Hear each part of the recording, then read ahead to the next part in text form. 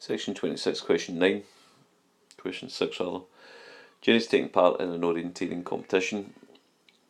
She should have run 160 metres from A to B on a bearing of 0.32 degrees. However, she actually ran 160 metres from A to C on a bearing of 0.52 degrees. Write down the angle, size of the angle BAC. So she should have went 32 degrees.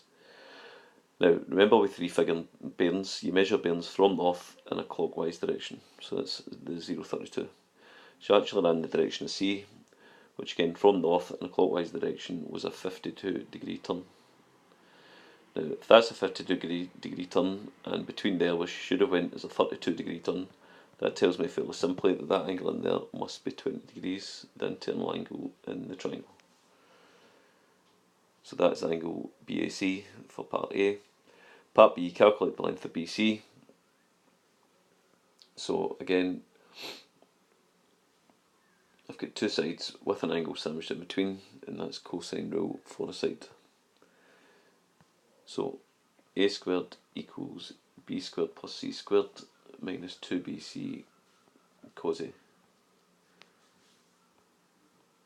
I'm going to enter in the information now, so it's 160, A squared equals 160 squared plus 160 squared minus 2 times 160 times 160 times cos of the angle, which is 20 degrees.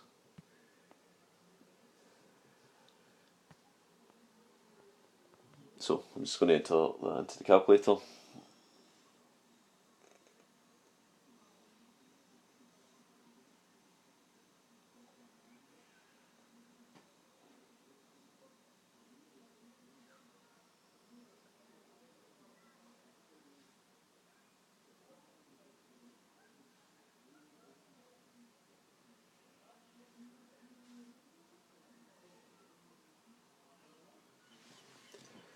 So that will give me A squared equals 3087.74. A is going to be equal to the square root of that, and I'm just going to enter that back into the calculator.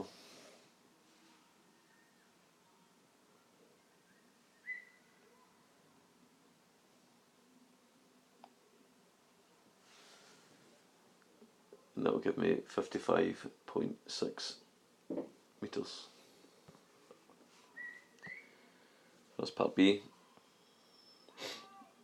Part C says, what is the bearing from C to B?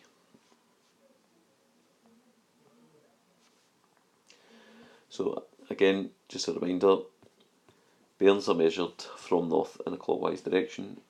So the bearing from C to B, from north, I'm looking for basically this angle here, so from north clockwise to get round to the direction to B. Quite often with bearings questions we can involve a wee bit of work with F and Z angles. So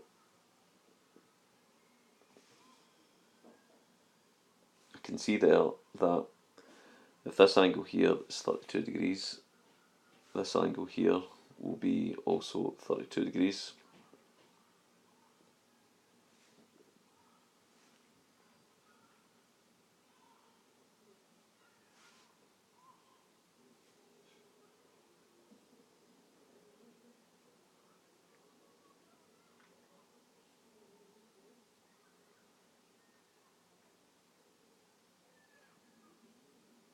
The next thing I can spot after that is that if that's 160 metres and that's 160 metres, then this thing is an isosceles triangle, which means that this angle here is equal to this angle here.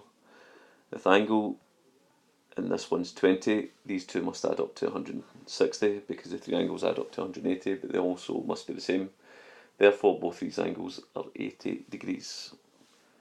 So this angle in here will be 80 degrees. I know from north to south is 180.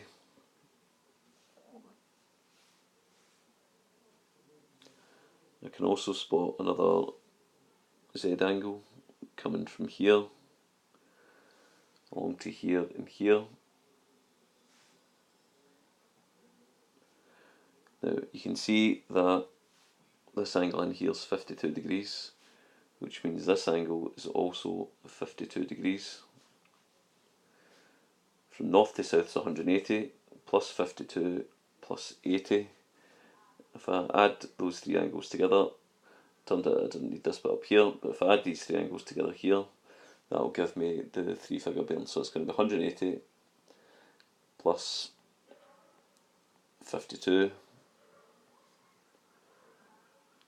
plus 80 degrees.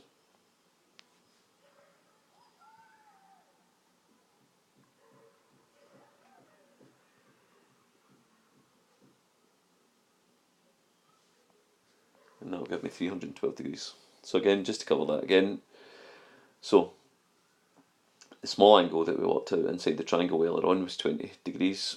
We can see that we've got an isosceles triangle because these two are the same, which means both of these angles are the same. If that one's 20, these two must add up to 160, which means 80 each. So this angle here is 80 degrees. I know that I've got a Z angle here, 32 plus 20 is 52, so that's also 52. So 180 from north to south plus my 52 plus 80 will give me 312 degrees, and that's the final answer.